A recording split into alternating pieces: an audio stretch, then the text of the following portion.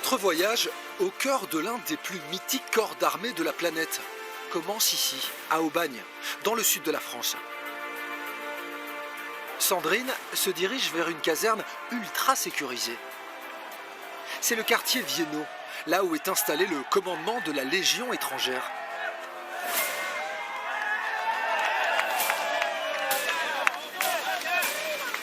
Avec ses 1000 recrues par an et ses 146 nationalités, la Légion est un modèle unique au monde. Bonjour. Bonjour Sandrine. Enchantée, merci beaucoup de nous accueillir ici. Bienvenue, Merci. Je suis sergent-chef Benjamin. Suivez-moi. Les apprentis légionnaires peuvent arriver 24 heures sur 24. Ce matin, une dizaine de jeunes viennent tenter leur chance. Certains ont à peine 18 ans. Ça doit être stressant pour eux quand même d'arriver là. On les suit? On les suit. 4 mois d'un parcours éprouvant les attendent. Sur les 8, il n'y en a que un qui va être retenu. Alors si on suit les statistiques, oui, en théorie, il n'y en aura qu'un seul qui va être retenu à la fin de la sélection. C'est pas beaucoup, hein. Non, c'est peu. Après, techniquement ici, il peut en avoir 2 ou 3, suivant les besoins et suivant avec qui... Est-ce que parfois vous n'en prenez aucun? Ah oui, tout à fait. La sélection va être impitoyable. Présent, caporal. Allez, c'est parti. Et ils vont se déshabiller, je peux rentrer moi? Allez, rapidement.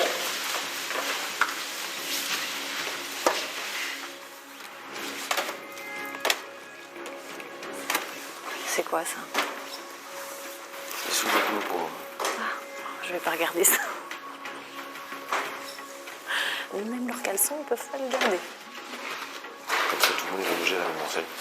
Enfin, au niveau du caleçon, on s'en fout un peu, non? La pauvre que non.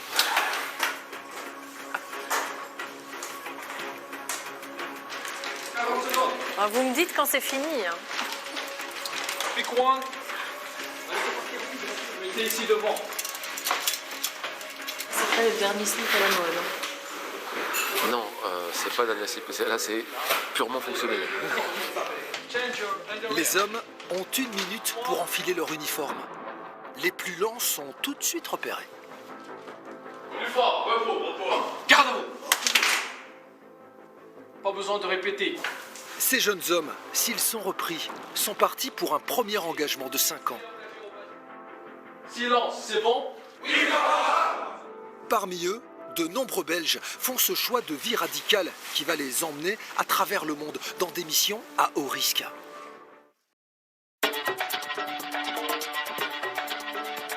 La Légion étrangère intervient en première ligne et se déploie très vite.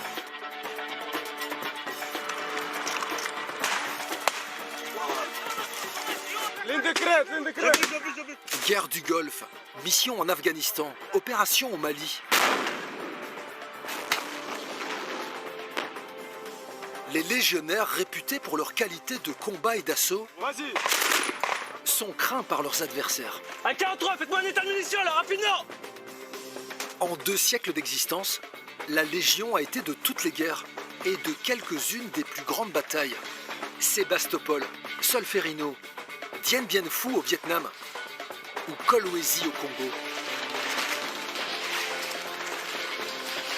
On n'a pas peur. Prêt, sergent. Envoyez! Cette troupe d'élite, forte de 9000 hommes, est capable d'intervenir sur les terrains les plus difficiles. La Légion a bâti sa légende et attire des hommes du monde entier, dont des centaines de Belges. Tous ont un objectif commun, porter le fameux képi blanc. Mais seuls 1000 candidats sur 8000 sont retenus chaque année. Une sélection féroce. Ça fait 3 semaines que vous êtes là, j'ai l'impression que ça n'a rien changé. Vous êtes toujours des civils, quoi. En haut. Faut courir. Pour être au plus près d'eux et suivre tout leur parcours, Sandrine plonge au cœur de la Légion. Depuis les centres de recrutement en France jusqu'au camp d'entraînement commando en Guyane, au cœur de la forêt amazonienne.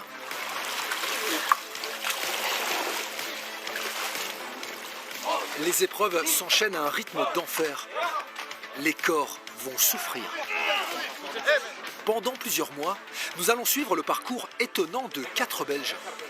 Sandrine sera aux côtés du sergent-chef Hervé, un infirmier originaire de Verviers.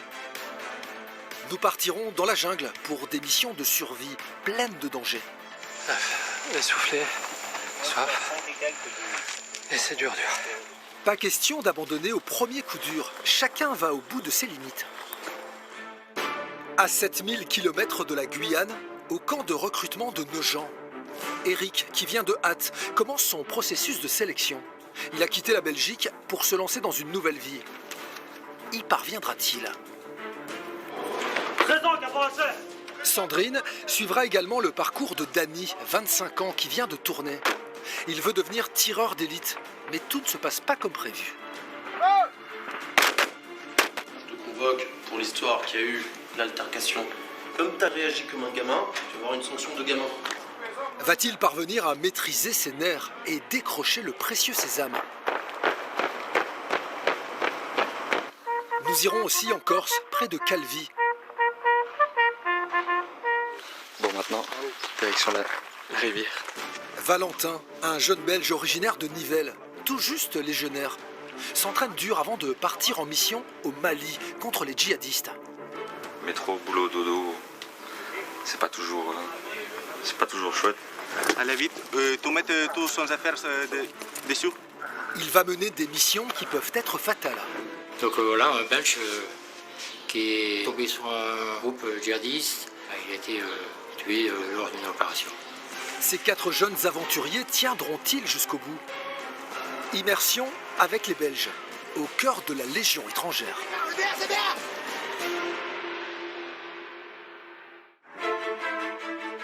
Lille, 9h du matin, dans le quartier de la Citadelle. Le poste de recrutement de la Légion étrangère accueille 24 heures sur 24 les candidats. Parmi eux, un Belge. Bonjour, je viens me présenter pour la Légion étrangère. Oui, vous avez une pièce d'identité? Oui, s'il vous plaît. Christophe, 25 ans, est originaire de Hatt, près de Mons. Entrez, posez votre sac, vous enlevez votre blouson, vous videz tout ce qu'il y a dans vos poches. Il est un peu stressé, car dans quelques minutes, il va être soumis à une batterie de tests qui sont directement éliminatoires. Asseyez-vous. Je vais vous faire le test psychotechnique. Oui. Il y a 9 questions, vous avez 9 minutes pour le faire. C'est-à-dire qu'il y a 1 minute par question. Oui. Il s'agit de suites logiques à compléter, qu'il faut réaliser très vite. Le jeune Belge est très concentré.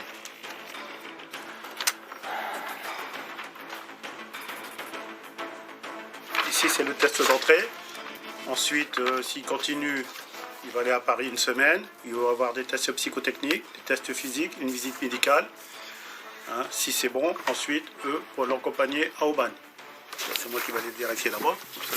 Christophe attend le résultat. En cas d'échec, la Légion lui fermera définitivement ses portes. Il faut bien faire attention, vous avez mis 2 croix sur la même ligne. C'est pas bon. Oh, c'est pas vrai. Voilà. Donc vous avez une réponse fausse, ça c'est sûr. Dans l'ensemble, pour moi c'est bon. Là, vous savez que vous allez changer de nom. Oui. Le nom de prénom et date Oui. de naissance et tout. Oui. D'accord. Vous êtes toujours d'accord? Oui. Ok, c'est parti, Odo. Comme tout volontaire, Christophe laisse derrière lui sa vie d'avant. Il est rebaptisé. Nouveau nom, nouvelle date de naissance, il s'appelle désormais Eric. Vous êtes arrivé aujourd'hui en France? Oui. Eric a un diplôme de mécanicien agricole. Mais pour gagner sa vie, il travaille comme indépendant dans le bâtiment. Et vous avez tout quitté pour venir ici? Tout, oui, on peut dire ça, oui. D'accord. Vous avez été en prison? Oui. Oui. Combien de temps? 1 mois. Les légionnaires laissent derrière eux des vies plus ou moins cabossées. Comme Eric, beaucoup viennent à la Légion en quête d'une seconde chance pour repartir de zéro. Ok. Bien d'accord. Donc maintenant, vous allez prendre votre sac et vous allez me suivre. Et il n'en a pas fini. Un petit test physique peut l'éliminer brutalement. Vous avez votre sac. Vous allez faire minimum 5 tractions. 5 tractions. Là-bas, bien écarté, vous montez bien, vous descendez bien.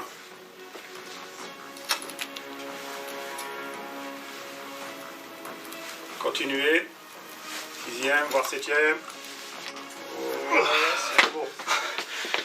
Le jeune Belge est content de lui. Tout est bon. Aujourd'hui, il a réussi une étape. Vous prenez votre sac, vous me suivez.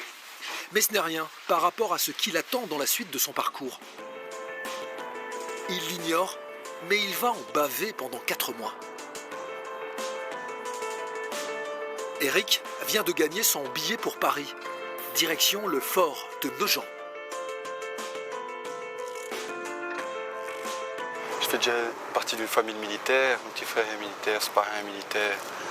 Mon oncle est ancien grand légionnaire, donc pourquoi pas, quoi. Une nouvelle vie, nouveau changement. Justement, voilà, ma mère, elle m'appelle. Allô? Allô? Allô, ça va? Ouais, toi? Ouais, ça va. Mais je t'appelais pour te dire que j'avais réussi mes tests psychotechniques, physiques. Et donc voilà, quoi. Ouais. Là, ils m'ont fait prendre le TGV. Et là, je m'en vais à Paris. Déjà? Ouais, je suis dans le TGV, là. Hein? Et ça va? C'est pas trop dur? Non, ça va. Et en plus, l'adjudant-chef et le caporal-chef étaient contents de moi. Donc, ça allait, j'ai eu aucune C'est pas remarque. trop stressé? Stressé, non, j'ai des tests psychotechniques quand même. C'était quand même un peu tendu, quoi, mais bon, c'est de la logique. Ouais. Ça va, t'es content? Bah ouais, nouvelle vie, nouvel départ. Le parcours est semé d'embûches. Mais pour ces jeunes qui ont soif d'aventure, c'est une chance unique. Ils seront envoyés dans des missions périlleuses, aux 4 coins du monde. Pendant que les nouveaux candidats tentent leur chance, des légionnaires belges sont déjà en opération. Sandrine va partir à leur rencontre. Direction l'Amérique du Sud et la jungle amazonienne. Et bien voilà, on est à quelques heures de notre départ pour cette grande aventure en Guyane. Je suis un peu stressée quand même, je vous cache pas. Je suis en train de boucler ma valise, je pense que j'ai rien oublié. J'ai pris tous les vêtements nécessaires, des trucs dans lesquels on peut transpirer, ce qui fait très humide là-bas. Un chapeau pour me protéger du soleil. J'ai pris aussi tous les produits nécessaires, de la crème solaire, du produit anti-moustique pour les pays tropicaux. J'ai pris le médicament contre la malaria. J'espère que ça va bien se passer et qu'on va être bien accueillis là-bas. En tout cas, à mon avis, ça va être une grande et belle aventure.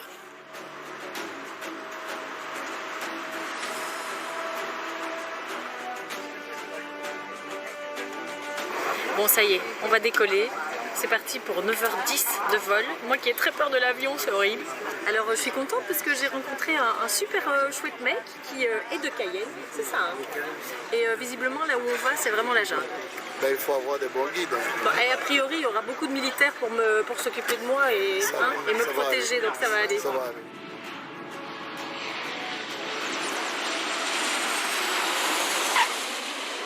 Après 9 heures de vol, Sandrine atterrit à l'aéroport de Cayenne, capitale de ce département français. 2,5 fois plus grand que la Belgique. Bon, on va avancer. Je vous suis. Sandrine ne passe pas inaperçue.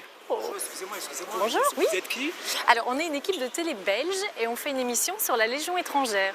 Donc, je m'en vais en immersion dans le camp avec les militaires. Voilà. La première fois que vous venez ici? Première fois que je viens en Guyane, ouais. Dernière question. Vous avez une sœur jumelle ou un sosie qui était Miss ou c'est vous? Non, c'est moi. J'ai été Miss, mais dans une autre vie. Hein. C'était en 1997. Donc, ça date. Ça se voit pas. Ah, ben c'est gentil, merci. On verra dans une semaine. Ça se verra peut-être un peu plus. Merci beaucoup pour merci, séjour. merci beaucoup. Merci. Je vous suis.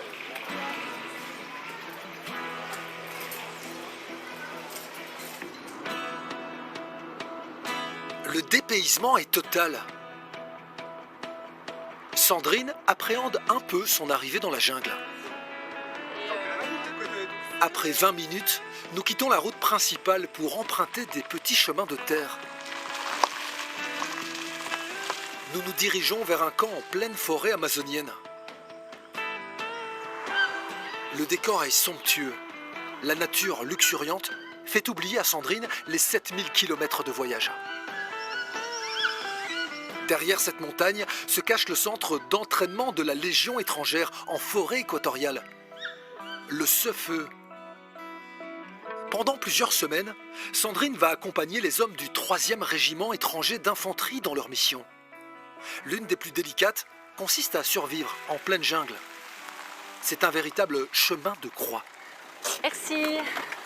Bonjour. Bonjour Sandrine. Mon capitaine. Je suis Julien, le chef du centre d'entraînement forêt équatoriale. Enchanté. Je te souhaite la bienvenue. Merci beaucoup de m'accueillir chez vous. J'espère que le voyage s'est bien passé. Super bien. Un peu secoué, mais... Petit changement de météo avec la Belgique. Oui, il fait plus chaud. Il fait plus chaud, tout à fait. C'est demain que ça commence. Et c'est demain que ça commence. La grande aventure. Demain très tôt. Très tôt, à quelle heure? 5h15, réveil. Ah ouais, quand même. Et on attaque les activités pour la journée, on est parti. 5h15. 5h15. Je vais pas aller dormir tard alors. Non, on va se coucher tôt. Ok.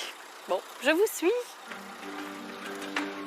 Oh, il y a des perroquets là-bas. Nous avons 2 haras, un mâle, une femelle. La femelle a pondu 2 œufs, donc elle est en train de couver depuis quelques semaines. Et on a le mâle qui monte la garde à côté, donc c'est quand même assez magique. Je peux rentrer? Bien sûr. Ah, mais il y a même un bar et tout. Tout à fait, donc là Sandrine, c'est notre petit foyer. C'est la fête. Petit lieu de convivialité, air climatisé, la télé grand écran pour pouvoir regarder les matchs. Et ça, c'est quoi? Ça, c'est une peau d'anaconda, donc c'est un anaconda qui a été retrouvé échoué sur le bord du fleuve. Attends, donc ça veut dire qu'il y a ça dans le fleuve? Il y a ça dans le fleuve. Donc comme tu peux le voir, une belle taille. Ouais, c'est rassurant. On va y aller sur le fleuve? Nous irons sur le fleuve, bien entendu. C'est ici qu'on se retrouve après la journée. Sur la partie gauche, là, tu trouveras donc les alvéoles.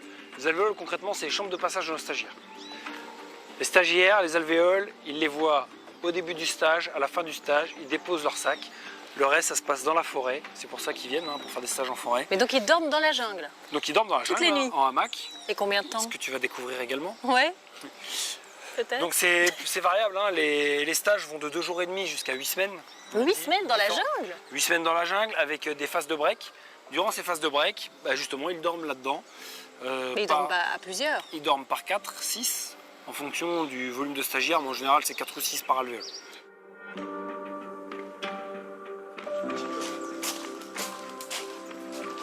Je te propose de visiter notre infirmerie car j'ai une petite surprise pour toi à l'intérieur. Ah, j'espère ne pas finir là quand même. On va faire en sorte que... Bonjour. Bonjour. Il paraît qu'il y a une surprise qui m'attend. Tu te verrais, non? Ouais.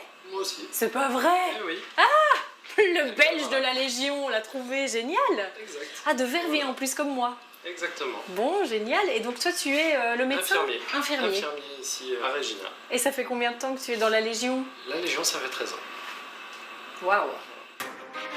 Le sergent-chef Hervé, 38 ans, vient d'une famille de militaires belges. Il s'engage dans la Légion à 20 ans. Djibouti, Côte d'Ivoire, Mali. Hervé accompagne les unités en terrain hostile. Ici, en Afghanistan, il coordonne des opérations avec les forces spéciales américaines. Je pense que je suis un bon Ardennais, je suis un peu têtu. Donc je m'étais fixé que j'allais passer mes 5 premières années de contrat. Je me suis engagé là-dedans. J'ai voulu le faire, je vais aller jusqu'au bout. Comme jeune infirmier, j'ai eu la chance de faire une première mission en Guyane qui m'a donné beaucoup d'expérience et qui m'a appris énormément sur le métier d'infirmier militaire et le métier d'infirmier militaire dans un milieu vraiment très spécial qu'est la Guyane. Mais ses débuts en pleine forêt amazonienne sont compliqués. Hervé se retrouve en autonomie complète dans un milieu à 33 degrés avec 100% d'humidité. Il doit traverser des rivières avec du matériel lourd sur le dos. Essoufflé, soif. Et c'est dur. Je vais tenir, mais c'est pas évident. Une vie simple et dure pour ce légionnaire, marié et père de 3 enfants, qui a consenti d'importants sacrifices pour réaliser son rêve. Verviers, toi, c'est dingue, en Guyane. Ça, il faut le faire quand même. Ce que je vous propose, Sandrine, maintenant, c'est qu'on se rende vers ta chambre. D'accord. Faut que j'aille dormir. Te reposer, parce que demain, on a une sacrée journée qui nous attend. 5h15. Je ne me suis plus levée à 5h15 depuis longtemps. Bonne journée. Merci. Pour la première fois, Sandrine va vivre le même quotidien qu'un légionnaire. Un parcours éreintant de 3 jours l'attend en pleine forêt. Sandrine va-t-elle pouvoir tenir ?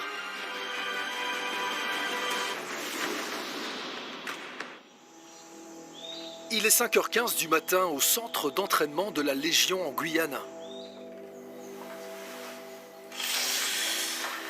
bah debout, hein.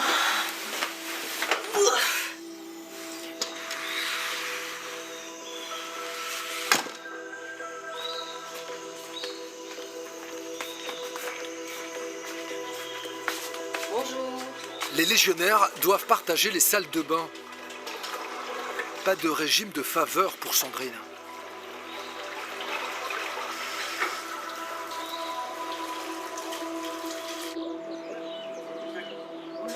Le petit déjeuner est englouti en 2 minutes.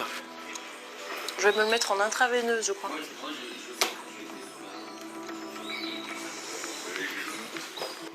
Sandrine assiste au rituel du matin. C'est la cérémonie de lever des couleurs qui lance chaque journée au camp Régina.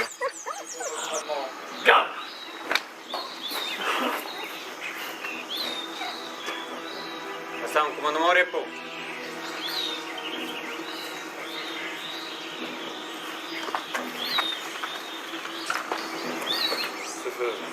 Garde. Attention pour les couleurs. Vraiment, Martin. Un légionnaire hisse le drapeau français. Car c'est la France qui a créé la Légion étrangère il y a 190 ans.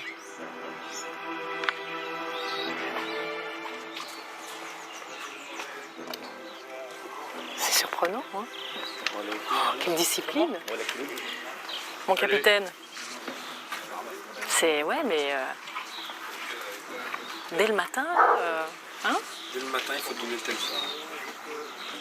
Je m'attendais pas à ça, parce que ce soit si... Enfin oui, forcément. Donc c'est quand même la montée des couleurs, donc c'est quelque chose qui est très procédurier. Et vous faites ça tous les jours? Tous les jours. Avant de démarrer la journée Avant de démarrer la journée, on commence par les couleurs. Une fois que les couleurs sont montées, on peut démarrer la journée.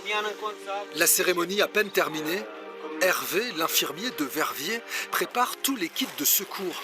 Car dans 1 heure, c'est le grand départ pour une première mission en pleine forêt amazonienne. Donc là, je vérifie toutes les ampoules, je les mets par catégorie comme ça. Ici, on a plusieurs traitements pour différentes prises en charge. On a des protocoles. Donc l'importance de vérifier tout son matériel, c'est qu'une fois qu'on est en forêt, on est vraiment éloigné. Parfois, on peut être à plus d'1 heure, 2 heures, 3 heures d'hélico. Donc pour avoir du matériel, pour avoir du recomplètement, sur une prise en charge, c'est trop tard. Et si on part et qu'on n'a pas tout ce qu'il faut, ben on peut perdre quelqu'un tout simplement parce qu'on n'a pas été suffisamment rigoureux avant la mission et qu'on n'a pas pris tout ce dont on avait besoin pour prendre en charge quelqu'un. Comme des sérums anti-venins, car la forêt foisonne d'espèces venimeuses.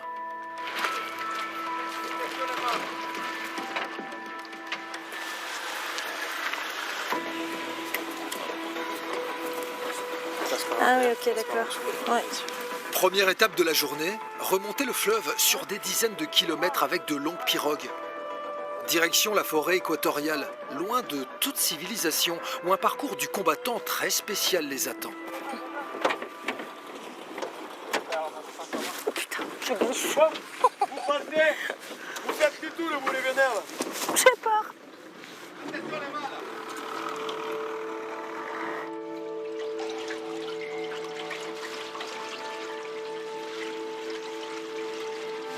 C'est magnifique. Sur des kilomètres, il n'y a plus aucune route.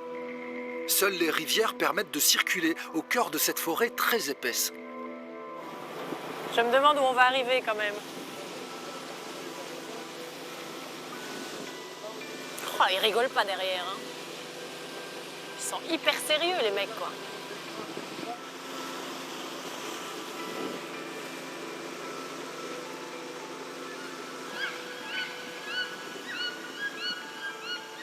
Sandrine part dans l'inconnu, dans un milieu exclusivement masculin. Sa plus grande crainte est de ne pas être capable de suivre les épreuves, qui s'annoncent extrêmes.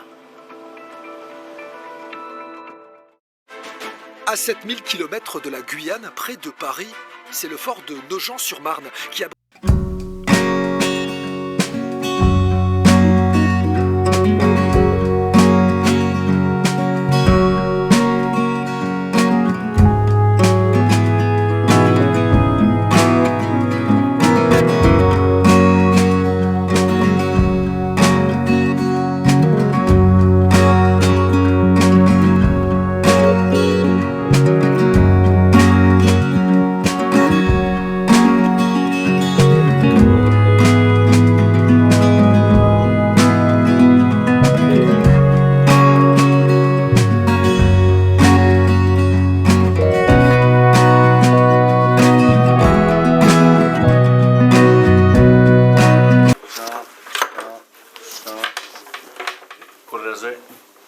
Oh, vas-y. Je l'avais... Je l'ai pas, il est là. Voilà. C'est quoi? Gel. Gel pour les cheveux. C'est pas besoin. Je n'ai pas besoin. De toute façon, tac, tout ça, et mettre dans un sac.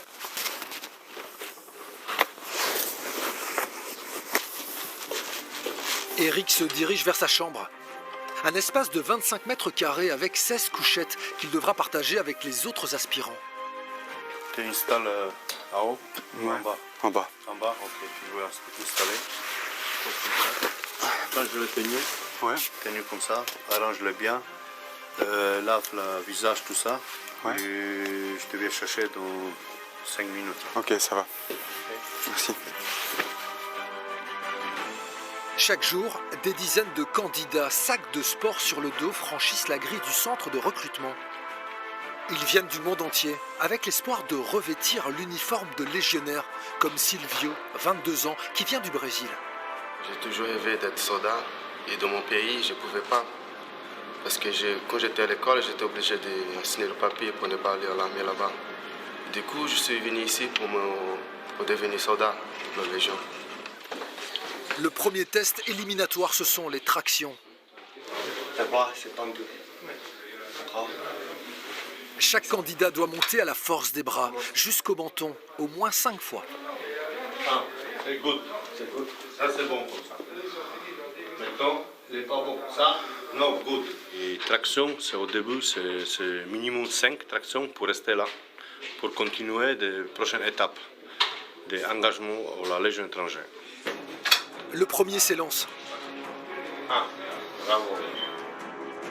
2, Et il a un peu de mal. 3, 4, 5. Il y arrive in extremis. C'est parti. Voilà. C'est maintenant au tour de Silvio. 2, 3, 4, 5, 6. Le Brésilien réussit l'épreuve avec facilité. Il peut continuer sa formation. Ils ne sont pas encore des militaires, mais ils ne peuvent déjà plus porter de vêtements civils. Les changer de tenue déjà? Ouais. Ok, alors mettre le veste sur ça, mettre le t-shirt dans le pantalon correctement. La vie de militaire s'impose à Eric et il n'y est pas vraiment habitué. Ok, ben voilà, je vais prendre mon premier repas à la Légion.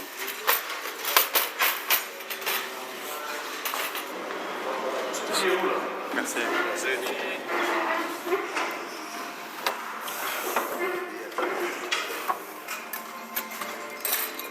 Ouais, je suis quand même un peu inquiet quand même parce que je sais pas avec qui je vais tomber, quand, où, comment. Donc voilà quoi, ça me fait un peu peur quand même. Après le repas, le Belge doit passer son examen médical et il va y avoir un rebondissement.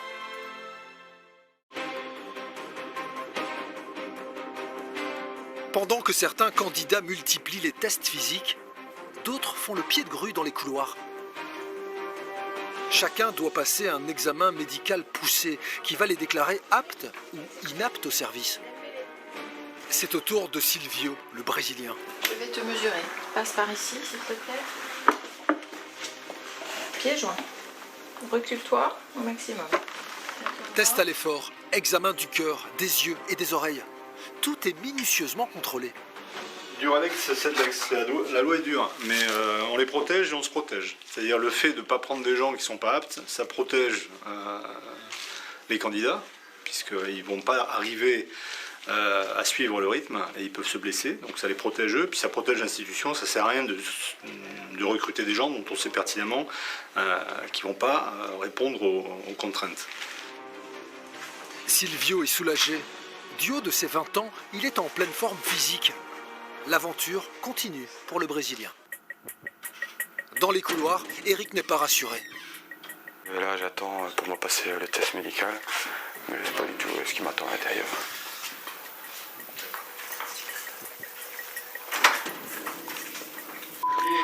Présent, mon colonel.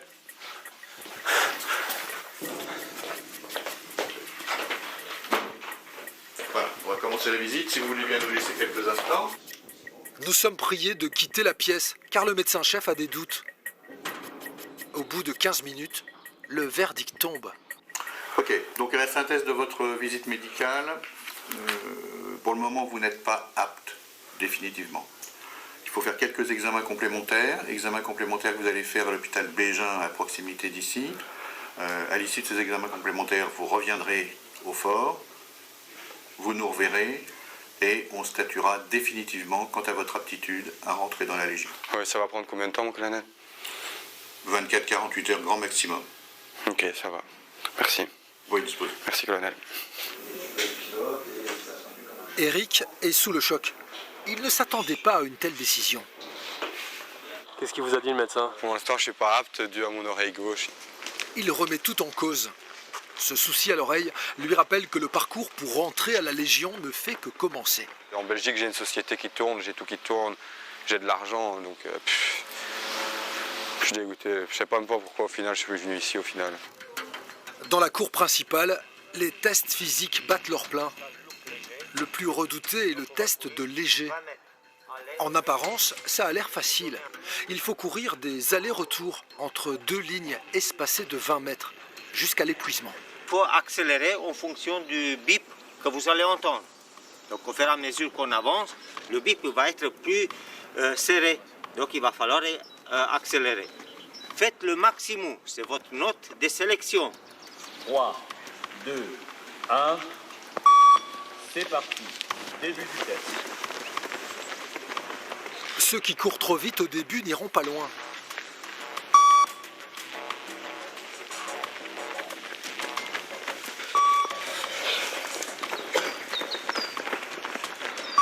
Palier 7.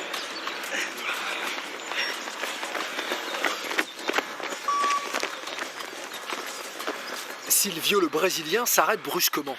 J'ai le nez bouché. Ça m'empêche de respirer. Les aspirants légionnaires arrêtent les uns après les autres.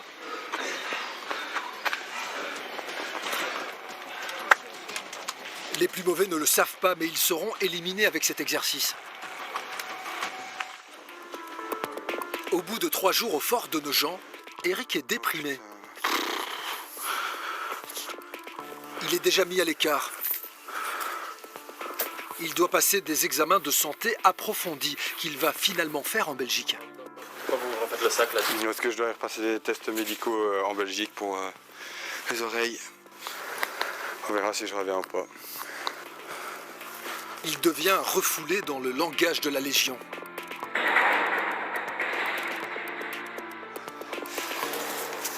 Sa mère le ramène au pays. Elle aussi espérait un nouveau départ avec la Légion. Parce que Mike n'a pas toujours eu des bonnes fréquentations et qu'il est très influençable. Et je pense que l'éloigner de certaines personnes, ça pouvait lui apporter que du positif. Et j'espère que pour lui, son examen médical ne sera pas un frein, parce que quand je vois comment il est revenu après 2 semaines, j'espère vraiment qu'il va réussir. Mais les chances d'Eric sont désormais très minces. Seule une opération réussie de l'oreille lui permettrait de retenter sa chance auprès du médecin militaire de la Légion. Bienvenue à la maison. Ouais, en train de retour. Bah, mercredi, tu auras déjà ton rendez-vous à l'ORL, sera déjà bien. Ouais, mais bon, c'est pas lui qui va décider, ce sera médecin. Ah, c'est pas lui qui va décider, mais tu auras déjà un avis et voir ce que tu peux faire comme traitement. Ouais, et me faire soigner. Bah ouais. Allez, bienvenue chez toi. Ouais.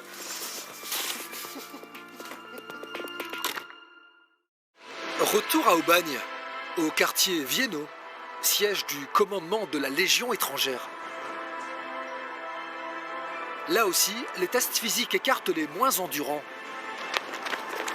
Pour d'autres, c'est l'heure des redoutés interrogatoires où les aspirants doivent tout dire de leur passé. Danny, notre deuxième Belge, passe sur le grill. Il ne doit rien cacher, la Légion a accès à des fichiers de police et d'Interpol. Donc, Dany. Tout Dany, mon lieutenant. Voilà, donc tu viens de Belgique, 23 ans, enfin. Ça. Ok. Pourquoi est-ce que tu veux t'engager à la Légion étrangère? Pour moi, c'est le corps d'armée le plus prestigieux, le plus dur. C'est un corps d'armée qui a de très vieilles traditions. Du coup, j'étais attiré par ça et je voulais avoir l'occasion, quitte à devenir militaire, être Être au summum, à mes yeux. La Légion étrangère, pour moi, c'est réellement le summum de ce que peut atteindre un militaire, quel que soit le pays. De l'image que tu en as du métier de militaire, qu'est-ce qui va te plaire dans ce métier? La discipline, la rigueur, la camaraderie, le fait qu'il y ait vraiment un sentiment d'unité en groupe, excusez-moi. Le poste de tireur d'élite est pour moi le plus gratifiant pour ce que je veux faire. Et le deuxième rêve parce que mon père était para. Et mon oncle est para et c'est quelque chose qui me plairait beaucoup. D'accord, donc tu as de la famille militaire, donc ton père c'est un ancien ou il est toujours en activité? Mon père a fait son service dans les paras. D'accord. Et mon oncle est en activité. Un oncle légionnaire, une famille de militaires. Le rêve de Dany est de devenir tireur d'élite. Désormais à Aubagne, les apprentis se divisent en deux groupes qui se défient du regard. Les bleus comme Dany qui viennent de débarquer et les rouges qui ont prêté serment. Ces derniers ont droit de porter le treillis complet de la Légion. Dany et ses camarades sont mis sous pression chaque matin.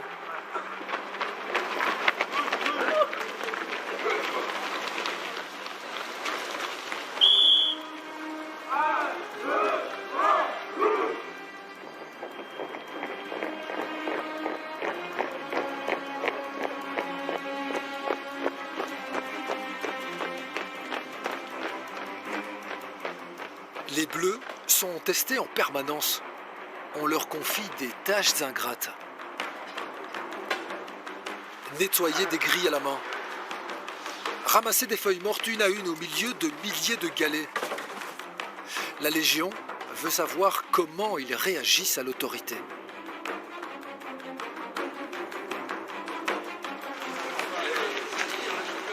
Le climat est anxiogène.